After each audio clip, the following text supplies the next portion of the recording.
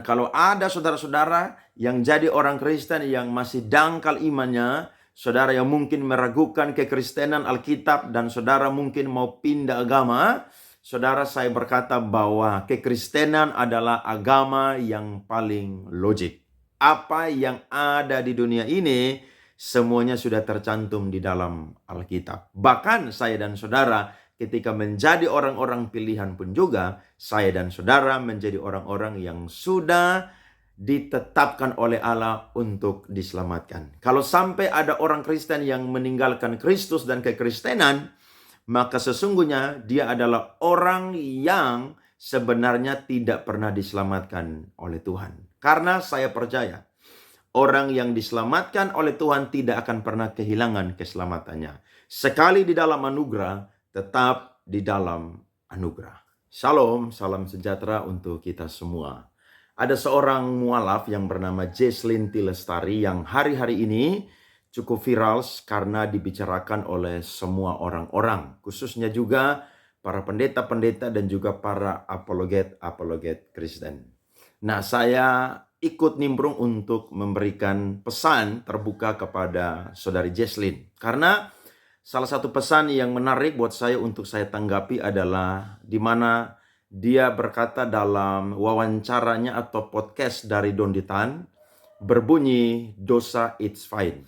Kalau kita mendengarkan apa yang disampaikan oleh Jesslyn, maka kita sebenarnya meragukan kekristenan dia. Sebab di video yang lain, dari podcast yang lain, kita akan mendengar bahwa dia adalah orang yang sudah 7 kali dibaptis, memiliki nama baptis yang berbeda-beda, bahkan juga dia itu sudah berpindah-pindah gereja, bahkan di sebuah gereja yang pernah dia ada dan melayani, dia mendapatkan jabatan pelayanan yang cukup penting di gereja tersebut. Sebenarnya kalau dia adalah orang yang sangat-sangat punya latar belakang kekristenan yang seperti demikian, maka mustahil sekali dia tidak mengenali yang namanya doktrin-doktrin atau dasar-dasar iman Kristen. Sebab kalau kita bicara tentang dosa, maka itu adalah salah satu pelajaran yang minimal itu diketahui oleh orang-orang yang sudah melayani di gereja. Karena pasti ada yang namanya kelas pemuridan, ada komsel, dan juga lain sebagainya. Nah, coba saudara-saudara dengarkan apa yang disampaikan oleh Jesslyn T. Lestari, dan saya akan memberikan pesan lewat video ini. Saya semakin mengiyakan, dosa it's fine. Ada yang nembus kok. Kok takut? Ya, jelas sekali apa yang dia sampaikan untuk kita semua. Saya ingin memberikan pesan terbuka. Yang pertama, dosa itu not fine, atau dosa itu tidak baik. Dosa di dalam bahasa Ibrani menggunakan kata hatat, dan di dalam bahasa Yunani menggunakan kata hamartia, yakni tidak sesuai target atau tidak sesuai sasaran. Kemudian juga dari bahasa Yunani menggunakan kata hamartanein yang artinya meleset atau berbuat dosa. Sebab dosa itu bertentangan dengan sifatnya Allah, karakternya Allah, dan juga integritasnya Allah sebagai pribadi yang suci dan maha benar. Alkitab mencatat awal mulanya dosa itu dimulai dari kejatuhan Adam dan Hawa di Taman Eden. Dalam Kejadian pasal 2 ayat 15-17, Allah sudah berfirman kepada Adam dan Hawa bahwa pohon yang ada di tengah-tengah taman itu tidak boleh kamu makan. Jangankan makan, tetapi raba saja tidak boleh. Tetapi iblis memakai yang namanya ular untuk menipu Hawa pada saat itu. Dan akhirnya Adam pun juga mengikuti ajakan daripada Hawa memakan buah pohon pengetahuan tersebut. Dan Alkitab mencatat mereka jatuh di dalam dosa. Dosa asal lahir, dosa asal bekerja, dan merambat kepada semua keturunan-keturunan yang ada di bawah daripada Adam dan Hawa. Ini adalah peristiwa sejarah pertama di mana pembunuhan terjadi di dalam kehidupan sejarah manusia. Kain membunuh adiknya karena dia marah ataupun juga panas hati ataupun juga iri hati. Kemudian berlanjut lagi saudara-saudara kepada salah satu keturunan daripada Kain yang bernama Lamek. Lamek adalah laki-laki pertama yang melakukan poligami. Bahkan dia pun juga adalah orang yang membunuh seorang muda pada waktu itu. Ketika dia dipukul, maka dia membalas kejahatan yang ada dengan membunuh orang muda tersebut. Dan ketika dia bunuh, maka itu adalah sebuah kebanggaan menurut dia, sehingga dia menceritakan kepada dua orang istrinya. Tidak berhenti sampai di situ, berlanjut lagi kepada zamannya Nuh. Alkitab mencatat orang bertambah banyak, manusia bertambah banyak pada saat itu. Mereka mengambil perempuan-perempuan sesuka hati mereka. Maka Alkitab mencatat di dalam Kejadian pasal 6 ayat 5, 6, dan 7, kita menemukan bahwa Tuhan mengambil keputusan untuk mau membinasakan semua manusia yang ada. Bahkan semua ciptaan yang pernah Allah ciptakan. Karena dunia ini, bumi ini penuh dengan kekerasan. Dan semua yang dikandung hati oleh manusia, itu semuanya adalah yang jahat. Tetapi saudara-saudara, ada satu orang yang mendapat kasih karunia. Dia adalah Nuh dan seisi rumahnya. Nuh berkhotbah pada waktu itu, tetapi tidak ada satu orang pun yang mau bertobat. Pertanyaannya, mengapa Tuhan mengambil keputusan untuk mau membinasakan semua ciptaan yang ada pada saat itu? Karena Tuhan tidak suka dengan yang namanya dosa. Sehingga hanya satu orang yang Tuhan lihat benar mendapatkan kasih karunia, Nuh dan seisi rumahnya. Akhirnya merekalah yang diselamatkan pada saat itu. Jadi, kalau Tuhan menganggap bahwa dosa itu sesuatu yang baik, mengapa Tuhan membinasakan manusia karena dosa? Ini sesuatu yang menjadi dasar. Jadi kalau Jesslyn berkata bahwa kita sudah ditebus kok, dosa it's fine. Itu sesuatu yang sangat dibenci oleh Allah. Jangankan dalam karya penebusan Kristus, tetapi dalam perjanjian lama saja, zaman purba pada saat itu, iblis adalah bapa daripada orang-orang yang berdosa. Jadi kalau orang-orang yang berdosa, mereka adalah bukan anak-anaknya Allah. Sebab anak-anaknya Allah adalah anak-anak yang suka akan kebenaran. Alkitab mencatat 1 Yohanes 3 ayat 8-9. Barang siapa yang tetap berbuat dosa berasal dari iblis. Sebab iblis berbuat dosa dari mulanya. Untuk inilah anak Allah menyatakan dirinya, yaitu supaya ia membinasakan perbuatan-perbuatan iblis itu. Setiap orang yang lahir dari Allah tidak berbuat dosa lagi. Sebab benih ilahi tetap ada di dalam dia. Dan ia tidak dapat berbuat dosa karena ia lahir dari Allah. Jadi kalau Jesslyn berkata bahwa saya sudah ditebus kok, dosa it's fine. Pertanyaannya, Jesslyn anaknya siapa? Kalau Jesslyn anaknya Tuhan Yesus Kristus, anaknya Allah, maka Jesslyn pasti akan benci dengan dosa. Manusia bisa jatuh dalam dosa, tapi manusia tidak akan pernah betah untuk terus-menerus berbuat dosa. Jadi Allah adalah Allah yang maha benar. Allah adalah Allah yang maha suci. Karena itu adalah karakter dan integritas daripada Allah. Kemudian saudara-saudara, yang kedua, Allah memulai satu pemilihannya atas orang-orang benar. Dan itu dimulai daripada Abraham.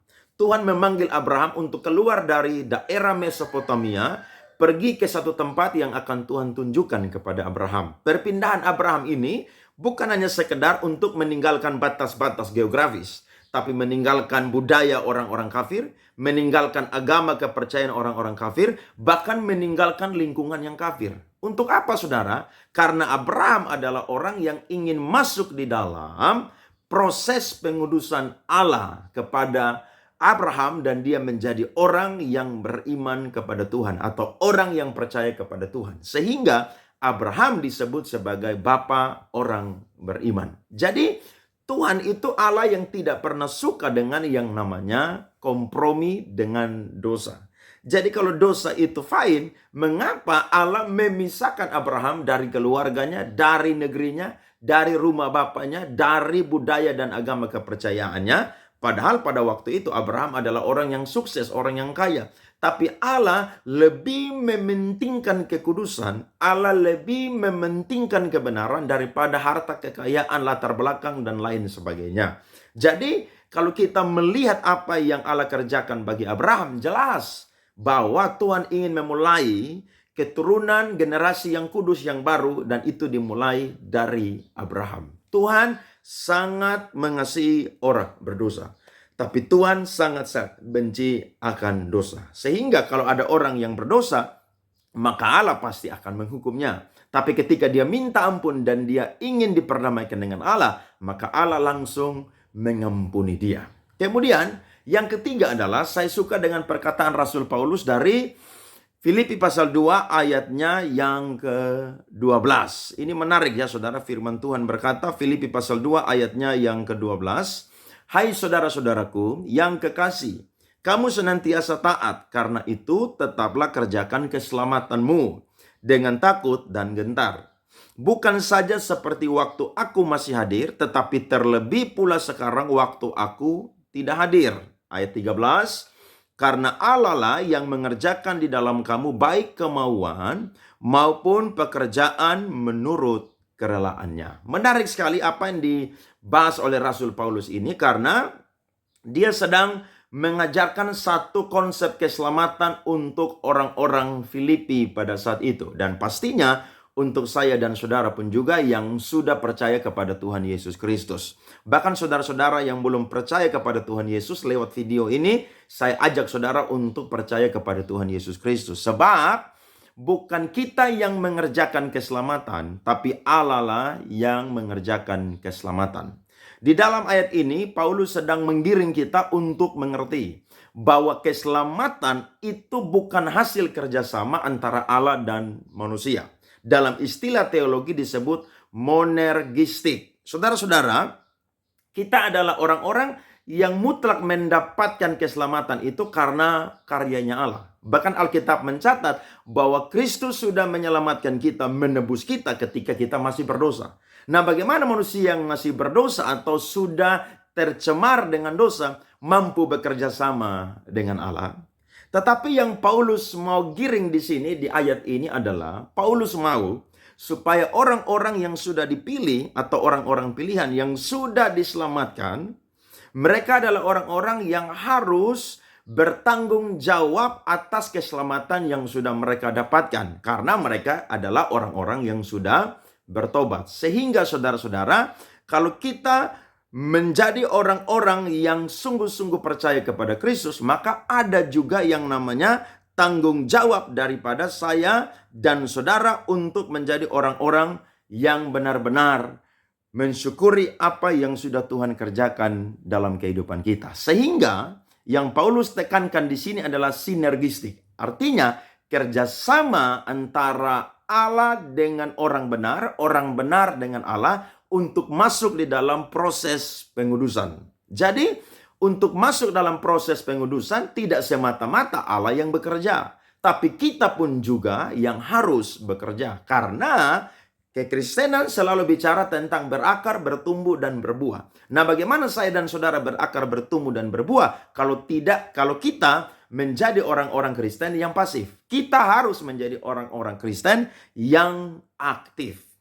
Kenapa saudara-saudara? Karena ketika saya dan saudara sudah diselamatkan, maka Allah akan memberikan yang namanya satu kerinduan kepada kita untuk selalu hidup hari demi hari menjadi sempurna. Sempurna bukan berarti saya dan saudara adalah orang-orang yang tidak bisa berbuat dosa, tidak bisa jatuh dalam dosa lagi. Tapi dari hari ke hari, saya dan saudara mau terus dibentuk untuk sama seperti firman Tuhan. Jadi, dosa itu not fine. Dosa itu, saudara-saudara, sesuatu yang sangat menjijikkan di hadapan Tuhan. Sehingga Alkitab mencatat, orang yang hidup dalam kedagingan tidak akan pernah mungkin berkenan kepada Allah. Saya baca buat saudara Roma pasalnya yang ke-8 ayat 6 sampai ayatnya yang ke-8. Karena keinginan daging adalah maut, tetapi keinginan roh adalah hidup dan damai sejahtera. Sebab keinginan daging adalah perseteruan terhadap Allah, karena ia tidak takluk kepada hukum Allah. Hal ini memang tidak mungkin baginya. Ayat 8, mereka yang hidup dalam daging tidak mungkin berkenan kepada Allah. Jadi jelas saudara, orang akan dibinasakan oleh Allah kalau dia terus-menerus berbuat dosa. Jadi kalau Jesslyn mengatakan dosa itu fine karena Kristus sudah menebus, ingat, kemerdekaan kita tidak dipakai untuk sebebas-bebasnya melakukan dosa. Justru ketika kita diselamatkan, hati nurani kita disucikan, pikiran kita disucikan, tingkah laku kita terus dibaharui untuk menjadi orang-orang yang selalu ingin memuliakan Tuhan. Jadi, dosa not fight. Kalau ada saudara-saudara yang jadi orang Kristen yang masih dangkal imannya, saudara yang mungkin meragukan kekristenan Alkitab dan saudara mungkin mau pindah agama, saudara, saya berkata bahwa kekristenan adalah agama yang paling logik. Apa yang ada di dunia ini semuanya sudah tercantum di dalam Alkitab. Bahkan saya dan saudara ketika menjadi orang-orang pilihan pun juga, saya dan saudara menjadi orang-orang yang sudah ditetapkan oleh Allah untuk diselamatkan. Kalau sampai ada orang Kristen yang meninggalkan Kristus dan kekristenan, maka sesungguhnya dia adalah orang yang sebenarnya tidak pernah diselamatkan oleh Tuhan. Karena saya percaya, orang yang diselamatkan oleh Tuhan tidak akan pernah kehilangan keselamatannya. Sekali di dalam anugerah, tetap di dalam anugerah. Jadi, saya dan saudara akan dipelihara imannya oleh Allah untuk saya dan saudara menjadi orang-orang Kristen yang terus bertekun di dalam iman kita kepada Tuhan Yesus Kristus. Demikian tanggapan saya. Kiranya Tuhan Yesus memberkati saudara-saudara semua. Mungkin video ini bisa lewat dan disaksikan oleh saudari Jesslyn. Walaupun dia sudah pindah agama, tapi kesaksian dia ini tidak menjadi celah bagi orang-orang Kristen yang mungkin juga mereka sedang meragukan tentang iman kepercayaan mereka kepada Yesus Kristus. Tuhan Yesus memberkati.